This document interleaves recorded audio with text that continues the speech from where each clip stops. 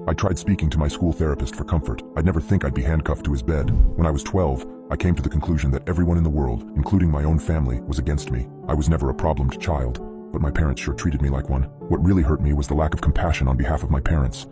My mother was a bitter woman who always made me feel guilty of accidents or mistakes I've made. My father only knew one emotion: frustration.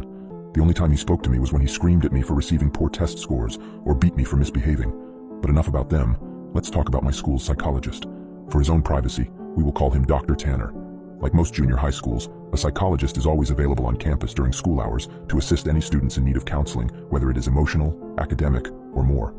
To be honest, I have never seen any students talking with Dr. Tanner. Every day I would walk past his office on my way to the cafeteria and peek through his door's little window. He would always be alone there, working on some paperwork. I guessed that most kids were too afraid to speak about their problems to an adult who was practically a stranger. For this reason, it took me 3 weeks to muster enough courage to go into his office. March 2nd, 1993, was the day I decided to voice my troubles to Dr. Tanner. During lunch break, I stood in front of his office door and knocked. Through the window, I could see him raise his head, smile, and motion for me to come in. I did. He greeted me by introducing himself and asking for my name. Dr. Tanner was a very soft-spoken man who seemed to radiate kindness. In less than 30 minutes, I rambled to Dr. Tanner about how mean my parents were to me and how they didn't care about me at all. After a while, my voice began to quaver, and I stopped speaking. The psychologist listened patiently to my whole spiel, arms folded and head nodding. I half expected him to begin talking about how everything I had just said was untrue and that my parents loved me dearly and blah blah blah, but he didn't. Dr. Tanner leaned towards me with a grin on his face and said, "You know, I'm the best school psychologist in the world. I promise we will fix this." I rolled my eyes. "Okay, but how?" I asked. "I have my ways," he replied. "I'm a man of my word. I promise that within just 1 month, the relationship between you and your parents will change for the better. Forever."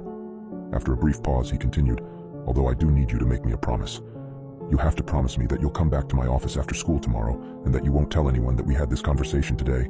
It'll be our little secret," I promised. The following day, I returned to Dr. Tanner after school. It was around 4 p.m. when I entered his office.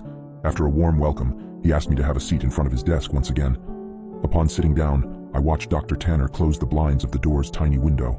"There," he smiled, "now we have all the privacy we need." We began to talk about my likes and interests, my favorite subjects in school, my least favorite teachers, and things of the like. About an hour into the conversation, Dr. Tanner offered me a soft drink. I gladly took the offer, considering my parents never allowed me to drink soda. Dr. Tanner reached over to his mini fridge and fidgeted around before setting down 2 open cans of soda on the desk.